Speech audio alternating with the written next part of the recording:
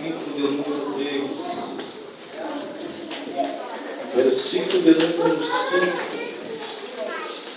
Louvado seja o nome de Jesus.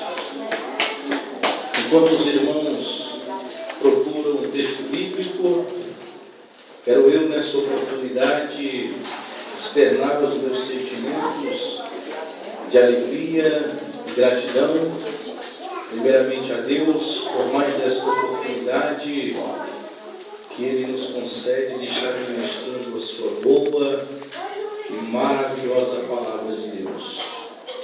É nesse sentimento de gratidão e de alegria que quero louvar a Deus pela vida do nosso querido pastor e amigo Vanderlei. Deus em Cristo abençoe, pastor, por essa oportunidade. Como ele falou, nos conhecemos ali no restaurante, com amizade sólida em Cristo. Graças a Deus, irmãos. Louvar a Deus também pela vida do jovem que trabalha também com ele, sua esposa. Deus em Cristo abençoe, irmãos. Quero também louvar a Deus pela vida do jovem Nélio que me acompanha. Sempre que a minha esposa não está, ele está me acompanhando, irmãos. Hoje, na realidade, eu sou líder de jovens e minha mocidade ela louva na igreja e a minha esposa teve que ficar lá. Mas estamos aqui para cooperar com os irmãos. Amém? Todos que encontraram o texto, diga amém. Amém. Atos, capítulo de número 3, versículo de número 5, que diz assim, capítulo 3, versículo de número 5. E um homem olhou para eles com a atenção na expectativa de receber deles alguma ajuda. Versículo 6. Então afirmou-lhe Pedro: não possuo prata nem ouro, mas o que tenho isso te dou. Em nome de Jesus Cristo, o Nazareno, ergue-te e anda. Amém, irmãos? Podeis tomar os vossos assentos glorificando a Deus.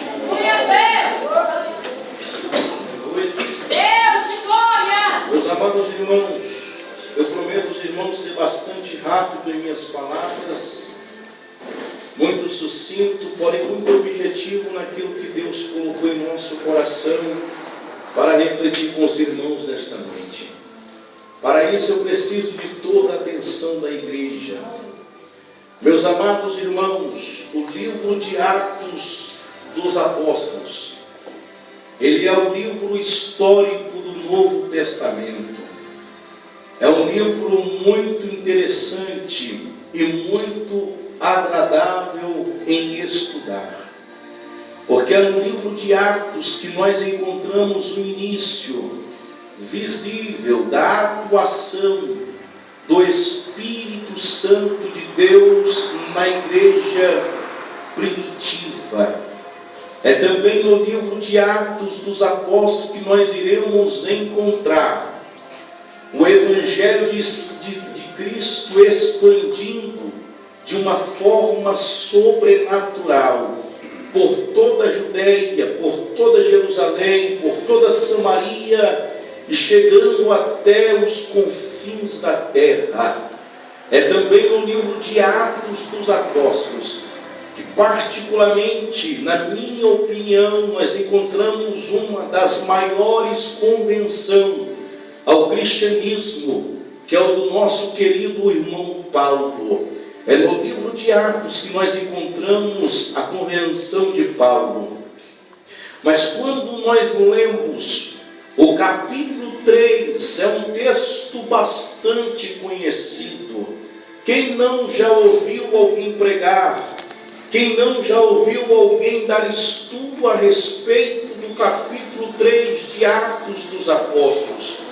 O capítulo 3 vai falar a respeito de um homem que é coxo, que é aleijado. A Bíblia não registra a sua origem. A Bíblia Bíblia não demonstra a origem da sua família, não fala se os pais eram vivos, se era casado, se tinha filhos, ou seja, a Bíblia não relata a natureza da sua família.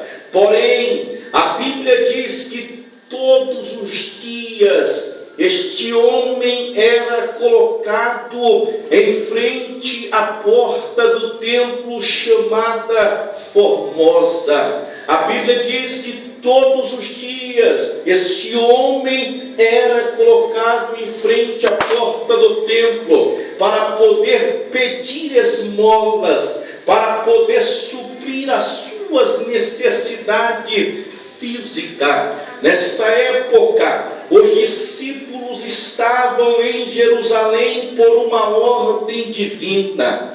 Podemos entender essa ordem sobre o seguinte aspecto: Cristo determinou essa ordem até que fossem autorizados pelo Espírito Santo. Os discípulos naquela época, eles tinham o costume de ir ao templo para realizar cultos de oração, que foram instituídos depois da destruição do primeiro templo, para substituir os sacrifícios, sendo dividido em 3 horas. No calendário romano, o dia começa no nascer do sol, sendo a hora 9, começando aproximadamente às 3 horas da tarde. Quando nós lemos no versículo de número 5, a minha Bíblia, a minha versão diz que o coxo, ele cria uma expectativa,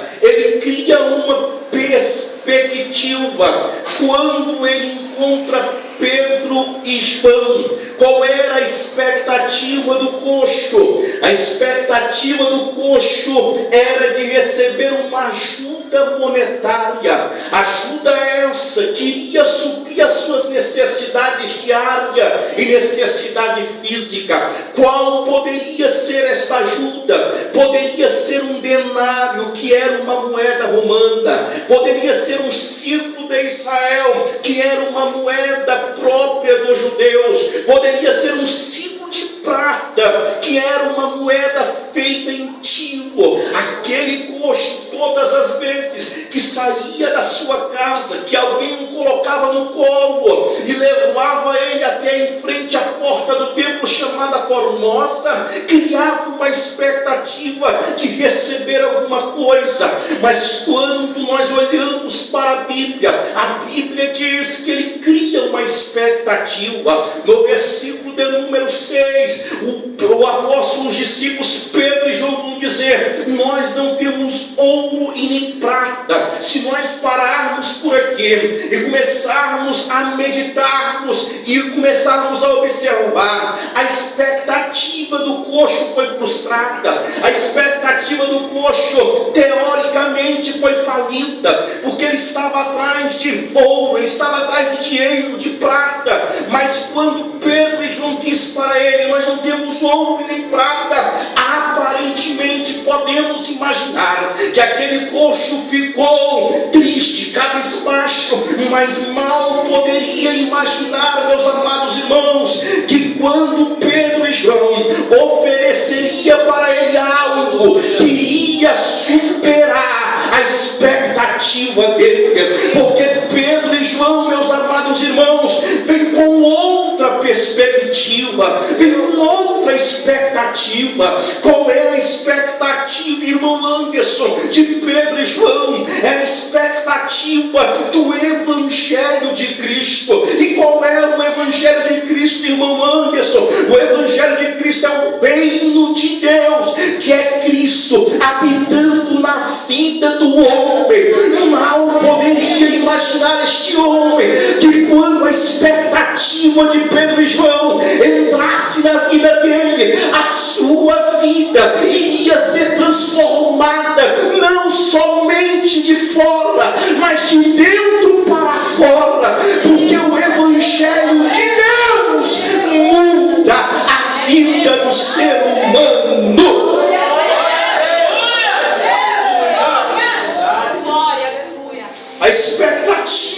reino de Deus. A Bíblia Sagrada diz, no Evangelho que escreve Mateus, no capítulo de número 6, versículo de número 33, buscai em primeiro lugar o reino de Deus e a sua justiça, e todas estas coisas vos serão acrescentadas. O que nós estamos encontrando nos nossos dias atuais, meus amados irmãos, a inversão destes versículos. Pessoas têm buscado primeiro as coisas desta terra, para depois buscar as coisas do céu. Meus amados irmãos, quando nós priorizamos, quando nós colocamos o reino de Deus e a sua justiça como em primeiro lugar nas nossas vidas, Jesus está dizendo: todas estas coisas eu acrescento nas vossas vidas. Sabe por quê? Quando priorizamos o reino de Deus, Deus cuida de nós, Deus cuida das nossas vidas. O apóstolo Paulo, meus amados irmãos, é por isso que o reino de Deus, ele oferece algo superior às coisas desta terra. Ouve isso, grave isso nesta noite. O reino de Deus oferece algo superior às coisas terrenas. É por isso que o apóstolo Paulo, na sua segunda carta aos Coríntios, no capítulo de número 4, versículo de número 16, ele vem dizendo: por isso, meus irmãos, não desfalecemos, ainda que o nosso corpo exterior se corrompa, o nosso interior se renova dia após dia, pois a nossa leve e momentânea tribulação produz para nós um eterno peso de glória muito excelente, pois nós não atentamos nas coisas que estamos vendo, mas sim naquelas que nós não podemos ver, porque as coisas que nós estamos vendo, elas são passageiras, elas são temporárias, mas as coisas que eu não consigo ver, elas são eternas e permanecem para sempre. Você não consegue ver Jesus, mas você sabe que ele permanece eternamente. Você não consegue ver o reino de Deus, mas você sabe que ele vive e eternamente vive para sempre. Quando colocamos o reino de Deus como prioridade, Jesus cuida de nós. Aleluia. A vida daquele poço seria mudado por todo o tempo. Aleluia. Tem muitas pessoas que dizem por aí: se eu acertasse na Mega Sena, a minha vida mudaria. Se eu acertasse na lotomania, a minha vida mudaria. Se eu tivesse o dom de jogar futebol, a minha vida mudaria. Se eu tivesse pelo menos a capacidade de passar no concurso público, a minha vida mudaria. Meus amados irmãos, poderia até mudar em certo aspecto, mas você quer ver a sua vida mudar de dentro para fora, de fora para dentro, por completo, 100%. O reino de Deus tem o poder de transformar. O Evangelho de Cristo, ele muda e transforma a vida do ser humano, porque não existe algo superior ao Evangelho. O Evangelho de Cristo, ele tem poder sobrenatural. Sabe por quê? Porque o Evangelho pega o drogado e faz dele um pregador, pega uma prostituta que ninguém dava nada por ela e faz ela uma mãe de família, pega uma alcoólatra, pega um bêbado aonde antigamente o cachorro lambia a sua boca e faz dele um pai de família, faz ele um pregador da palavra de Deus, porque o Evangelho tem poder para mudar a vida do homem, para mudar a vida de uma família. Aleluia! Este Evangelho muda, este Evangelho transforma. Aleluia! Mas quando chega no versículo de número 6, irmãos, Pedro e João diz para eles: nós não temos ouro e nem prata. Então o que Pedro e João tinha naquela época, podemos considerar pelo menos 3 coisas que Pedro e João tinham naquela época, que é de suma importância para os nossos dias atuais, como igreja do século 21. A primeira coisa que Pedro e João tinham, eles tinham uma autoridade. Eles tinham autoridade vinda da parte de Deus. A palavra autoridade significa licença ou permissão que eles haviam recebido de Cristo para ir e pregar o Evangelho com poder e autoridade. Quando olhamos para o Evangelho de Marcos, no capítulo de número 16, Jesus vai fazer uma assembleia. Jesus vai fazer uma reunião. Jesus gostava de reunião, irmãos. Jesus, ele gostava de estar reunido com o seu povo. É por isso que nós temos que estar felizes quando estamos reunidos na igreja, na presença de Deus. Ele gostava tanto de estar reunido que ele disse em Mateus capítulo 18, versículo 20: se aonde estiverem 2 ou 3 reunidos em meu nome, ali eu estou no meio dele. Irmão Anderson, o que acontece quando nós estamos reunidos no nome de Jesus? Quando nós estamos reunidos no nome de Jesus, a cura, a transformação, a plenitude de alegria, a renovação. Você já parou para perceber as pessoas quando entram na igreja?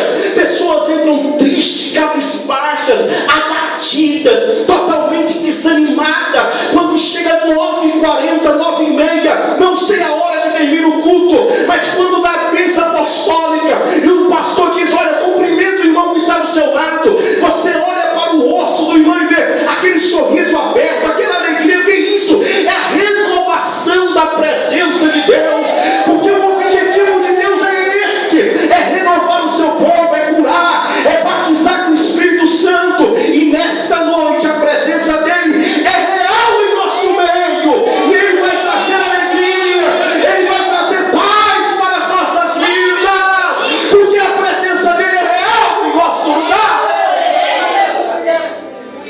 No Evangelho de Marcos, capítulo de número 16, Jesus faz uma reunião dizendo: ide por todo mundo e pregai o Evangelho a toda criatura. Amém, meu Deus. Amém. Todo aquele que crer e for batizado será salvo, porém aquele que não crer será condenado. E os sinais seguirão aqueles que crerem. Em meu nome expulsarão demônios. Em meu nome, se beberem alguma coisa mortífera, não fará arder algum. Em meu nome pegarão serpente. Em meu nome imporão as mãos sobre os enfermos e eles serão curados. Aleluia! Quem é que estava nessa reunião? Pedro e João estavam nessa reunião. Quando chega no Evangelho de Mateus capítulo 28, versículo 18, Jesus mais uma vez faz outra reunião dizendo: olha, é-me dado toda a autoridade no céu e na terra. Agora ide por todo mundo e fazei discípulos sobre todas as nações, batizando-as em nome do Pai, do Filho e do Espírito Santo, ensinando-as a guardar os meus mandamentos. Quem é que estava? Pedro e João. Eles tinham autoridade da parte de Jesus. Cadê essa autoridade? Será que essa autoridade ficou só na época dos discípulos, somente na igreja primitiva? Não. Essa autoridade foi depositada para a igreja do século 21. Qual é a igreja do século 21? Não é uma igreja aonde tem placa denominacional, não. A igreja é eu e é você. Aonde você estiver, você tem autoridade da parte de Deus. Você tem autoridade na sua casa, autoridade no seu serviço. Aleluia! Eu me lembro, meus amados irmãos, certa vez eu novo convertido, diácono, o irmão chegou na minha casa, batendo na porta, dizendo: irmão Anderson, vamos aqui expulsar o demônio, porque o demônio está quebrando tudo lá dentro de casa. Eu falei, era mais ou menos umas 11 horas, e quando nós íamos descendo, coloquei a roupa rapidamente, estamos descendo, o irmão Anderson, o demônio está quebrando tudo, o homem está lá quebrando tudo. Eu falei, meu Deus, e dentro de mim um sentimento de medo. Eu falei, ô Senhor, tomara que quando nós chegarmos lá o demônio já tenha saído. Tomara, e eu orando dessa forma, mas quando chegou lá o demônio estava lá quebrando tudo.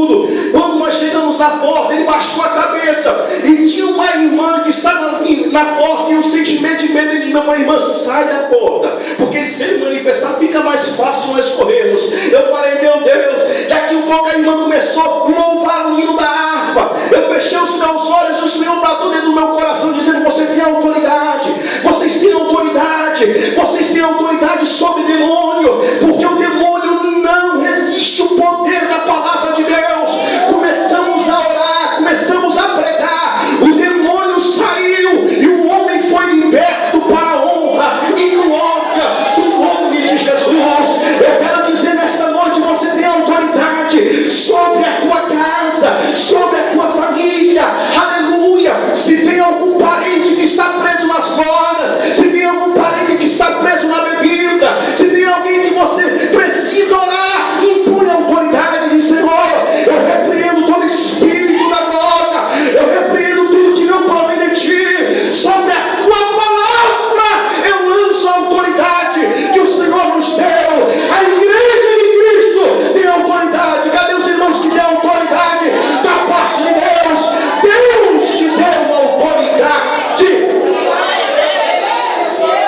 Oh, aleluia. Nós temos autoridade, irmãos. A segunda coisa que Pedro e João tinham era fé. Foi falado aqui, louvado hinos de fé aqui. Aleluia. Falar de fé é fácil, irmãos. Louvar a fé é fácil. Agora, exercer a verdadeira fé bíblica, que é o difícil. Para os irmãos terem uma ideia, a palavra fé significa convicção, fundamentada no ouvir, mas no ouvir a palavra de Deus. Irmãos, a única forma que tem de nós termos fé, na realidade todos nós que entregamos a nossa vida para Jesus, tem uma medida de fé. Só que esta fé, ela precisa ser desenvolvida dentro de nós.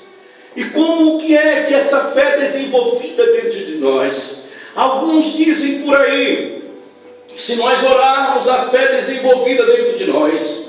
Se nós louvarmos, a nossa fé é desenvolvida dentro de nós. Eu não concordo a base bíblica, porque a Bíblia diz que a única forma que tem que a fé vem e é desenvolvida dentro de nós é através da pregação da palavra de Deus.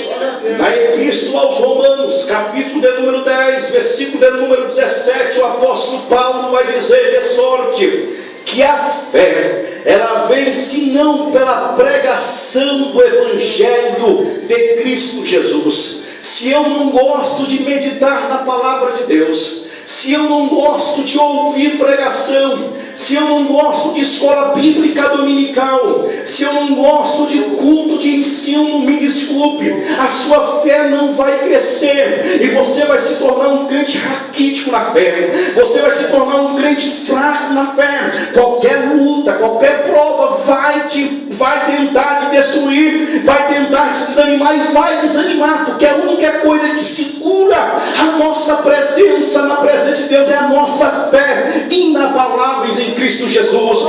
Agora, se você é um crente que gosta de meditar na palavra, se você é um crente que gosta de escola bíblica dominical, gosta de ouvir pregação, a sua fé está sendo desenvolvida, ela está crescendo. Quem é que não lembra do Evangelho de Mateus, capítulo de número 7, a partir do versículo 24 em diante? Jesus vai dizendo de sorte, bem-aventurado é o homem que ouve estas minhas palavras e as pratica. Será comparado ao homem prudente. Vai vir chuvas, vai vir correntes de água, vendavais, ventos, vai bater contra esta casa e ela não vai cair, porque ela está alicerçada onde? Na rocha. A rocha é o que? Jesus. Jesus é o que? É a palavra de Deus.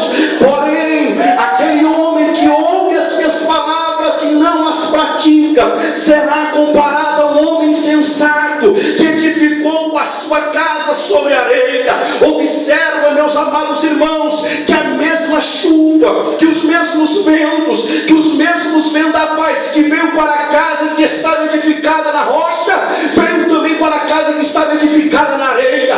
Qual era a diferença? A diferença é o alicerce. Aonde estamos alicerçando a nossa casa? Que casa é essa, irmão Anderson? É casa espiritual. Aonde você está alicerçando a sua casa? É na areia ou é na rocha? Se for na rocha, fique tranquilo, a sua fé está crescendo, a sua fé está crescendo. Vai vir luta, vai vir dificuldade. Seria demagogia minha eu dizer que não viria luta. Pode vir luta, pode vir prova, pode vir vendavais, mas você não cai, porque está firmado na rocha inabalável, que é a palavra de Deus. Aí acontece o que está escrito em João capítulo de número 15, versículo de número 7. Se permanecerdes em mim e as minhas palavras permanecerdes em vós, pedireis o que quiser e isso vai acontecer. Se permanecerdes em mim e as minhas palavras permanecerdes em vós, pede o que quiser e isso acontecerá. Você pode glorificar a Deus aqui nesta noite, irmãos? A sua fé está se tornando inabalável. Ouve a palavra, pratique a palavra, come a palavra, medite a palavra, aleluia. Se eu faço um desafio com vocês aqui nesta noite, se você não gosta, ou talvez tem dificuldade de levantar pela manhã no domingo para vir para a escola bíblica dominical, faço um desafio com vocês aqui. A partir do próximo domingo, faça esse propósito, não com o pastor, não com a igreja, mas faça o propósito você e Deus. Senhor, a partir de hoje eu vou para a escola bíblica dominical, eu vou comer a lição, eu vou comer a revistinha, eu vou comer a palavra, eu vou perguntar ao pastor. Aí daqui um mês você me fala se você não está firme na palavra de Deus, aleluia. Mas observa também, quando nós fazemos este propósito, vai se levantar todo tipo de dificuldade na semana, no sábado, para você não levantar de manhã no domingo, mas faça esse desafio contigo mesmo. Creia que a palavra pode mudar a sua vida, porque ela é poderosa para as nossas almas. Você acredita nisso? Glorifica o nome de Jesus. Glória a Deus. A terceira coisa que eles tinham, irmãos, naquela época, eles tinham poder em Cristo Jesus. A igreja precisa disso, irmãos, nos nossos dias atuais. Eles tinham autoridade, fé, e em terceiro lugar, eles tinham poder em Cristo Jesus. Qual é a fonte desse poder? A fonte desse poder na pessoa da Trindade, Pai, Filho e Espírito Santo.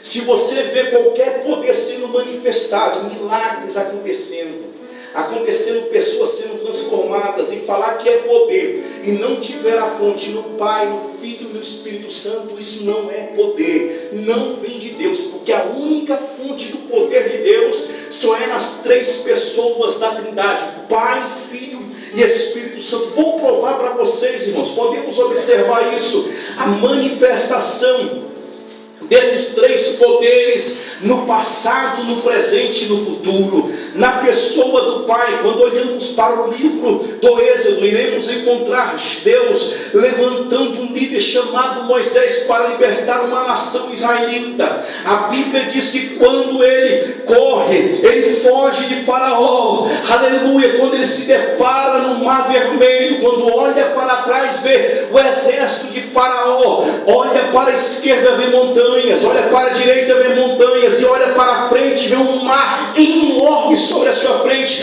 A Bíblia diz que ele clama a Deus, e Deus pergunta: Moisés, por que tu me clamas? Observa, irmão, se você olhar o texto, até 2 meses atrás eu tinha pensado, pastor, que Moisés tinha tocado no mar, mas Moisés não toca no mar não, irmão. Se nós olharmos o texto direitinho, ele não toca. A Bíblia diz que ele só estende a mão e o mar se abre. A Bíblia diz que quando o mar se abre, irmãos, o povo de Israel passa em pés enxutos. A Bíblia diz que quando o exército de Faraó entra, o mar fecha e mar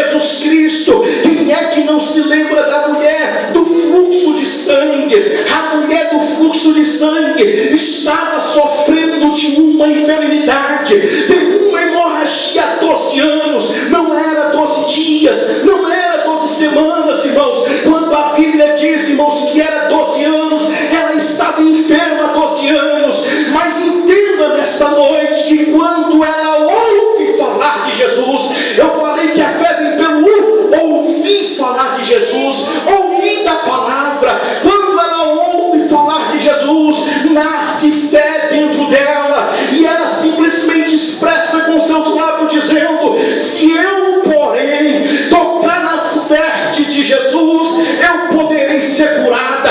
A Bíblia diz, irmãos, que Jesus vai passando pelo caminho, e quando ela toca, aleluia, nas vestes de Jesus, para. Pedro e os discípulos perguntam: mestre, por que o Senhor parou? E ele diz: alguém me tocou. Os discípulos indagam: mestre, a multidão está te oprimindo, a multidão está triscando no Senhor. Não, este toque é um toque diferente, é um toque de alguém que reconhece que eu tenho poder para curar, para transformar, porque eu senti que de mim saiu poder. Aleluia. Algumas versões falam virtude. Eu senti que de mim saiu poder. A manifestação do poder de Deus na pessoa da terceira trindade, o Espírito Santo. Quando olhamos para o livro do Evangelho de Lucas, capítulo número 24, versículo 49, Jesus faz outra reunião com os discípulos dizendo: ficai em Jerusalém até que do alto sejais revestidos de poder. O que Jesus estava dizendo? Ele estava dizendo: olha, ficai em Jerusalém, porque eu vou para o meu Pai e vou enviar o Espírito Santo. Quando chega em Atos capítulo número 8, Jesus vai dizendo: mas recebereis o poder ao descer sobre vós o meu Espírito, e sereis a minha testemunha em Jerusalém, Samaria, na Judéia e nos confins da terra. Aí eu te pergunto, igreja, se Jesus, se Deus e o Espírito Santo manifestou o poder dele naquela época, ele é poderoso para manifestar o poder dele aqui hoje, nesta noite. Prepara-se, você está doente, hoje à noite o Senhor vai te curar. Prepara-se, você está desanimado, esta noite o Senhor vai te animar. Prepara-se, você está cabisbaixo, esta noite o Senhor levanta a tua cabeça. Levantai as vossas cabeças e resplandeça a vossa face.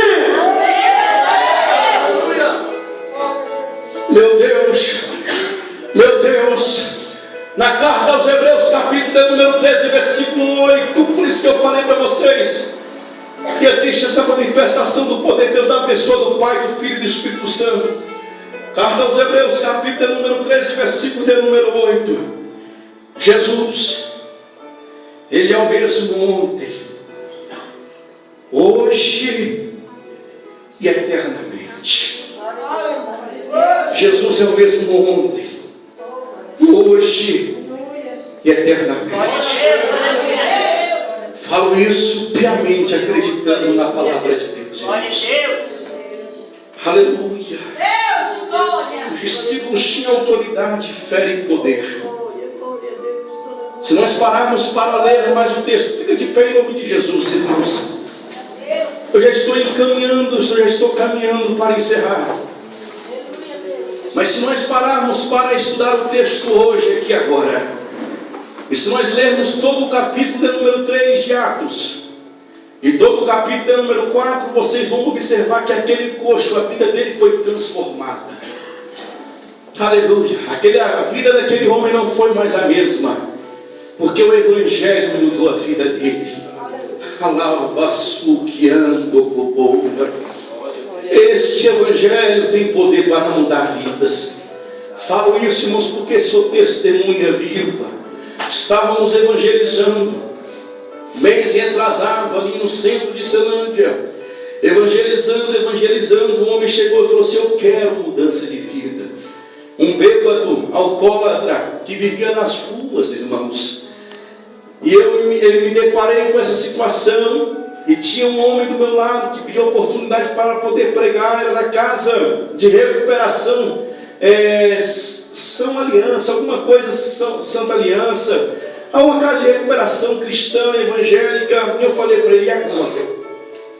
Este homem quer mudança.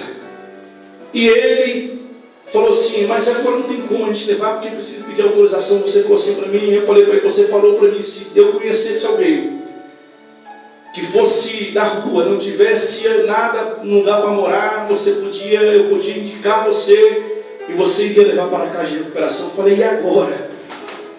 Esse homem quer mudança, ele está pedindo ajuda para nós. Ele falou assim: mas eu não tenho dinheiro de passagem. Eu botei a mão no bolso e peguei o dinheiro. Toma o dinheiro, leva ele. Toma o meu telefone, pode me ligar. O que ele precisar, eu vou lá ajudar. Ele sumiu. E quando foi um mês atrás, irmãos, ele me ligou dizendo: irmão, pastor, aquele homem, ele está aqui na casa de recuperação, mas está precisando de roupa. Eu falei assim: marca um dia que eu vou aí, eu vou arrecadar roupa, e arrecadei roupa. Só que ele nunca mais me ligou.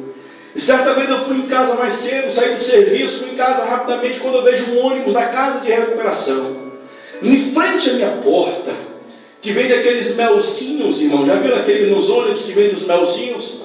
E eu falei assim: rapaz, você é da onde? Ele falou: você está na casa de recuperação e tal. Eu falei assim: você conhece o irmão Fernando, missionário? Eu falei: conheço. Eu falei: rapaz, aconteceu isso, evangelizamos ali no centro da Celândia. Era um homem bêbado que não tinha nada, era esse meu irmão. Ele estava uma bênção lá na casa de recuperação. Eu falei: irmão, vem cá, pega as roupas aqui, ó, tem roupa para ele, calçado, leva para ele, fala para ele me ligar. Ou seja, irmãos, o Evangelho de Cristo mudou a vida do homem que quis mudança. Da mesma forma que mudou a vida do coxo. Irmãos, não tem condições. Eu acredito, irmãos, eu acredito também em todo tipo de argumento do homem aqui. Eu acredito na ciência humana, porque foi Deus que deu. Eu acredito nessas formas de recuperação de dependência do governo. Acredito sim. Acredito na casa de recuperação. Já fui no CRAS, a psicóloga vai falar assim: olha, não existe método melhor para recuperar um dependente químico do que o CRAS, que é do governo. E eu falei assim: tudo bem, é verdade, eu acredito nisso, mas eu falei assim: olha, eu acredito ainda também que não existe nada melhor para mudar a vida do ser humano do que o Evangelho de Cristo Jesus.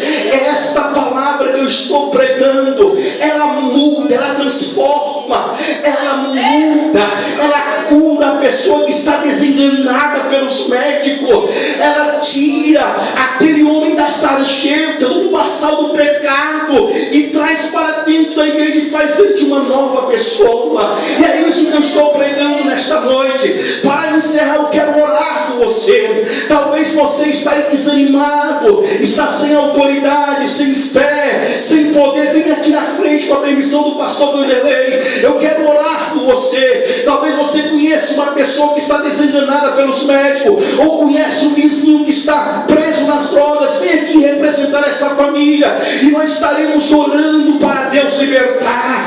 Deus tem poder para transformar a vida. Acredita, porque Deus vai transformar essa família. Tem alguém nesta noite que quer entregar a sua vida para Jesus? Levanta a sua mão assim: eu quero orar por você. Se tem alguém que quer reconciliar, vem aqui, meu querido, vamos orar por você. Vem aqui em nome de Jesus. Aleluia. Vem aqui em nome de Jesus. Uma vida, irmãos, está reconciliando, aceitando Jesus. Ele está entregando a vida a Jesus. Eu não conformo. Eu gostaria, irmãos, eu vou falar de novo. Quando eu falar que ele está entregando a vida para Jesus, você vai glorificar a Deus. Ele está entregando a vida para Jesus. Será que você pode abrir a sua boca e glorificar em nome de Jesus? Chega para cá, Fernando. Vem para cá, meu querido. Deus vai mudar a sua vida. Aleluia. Está com cara de crente, pastor. Cara de pregador. Deus vai mudar. Você acredita nisso? Aleluia.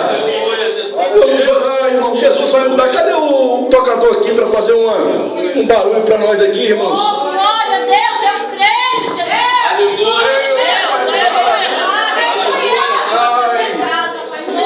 Meus irmãos, mãos, estenda suas mãos para cá em nome de Jesus. Fala assim comigo, irmão Fernando. Fernando, neste momento, reconheço Jesus como único e suficiente Salvador da minha vida. Por isso eu entrego a minha vida nas mãos de Jesus. Oh, aleluia! Você pode glorificar a Deus, irmãos.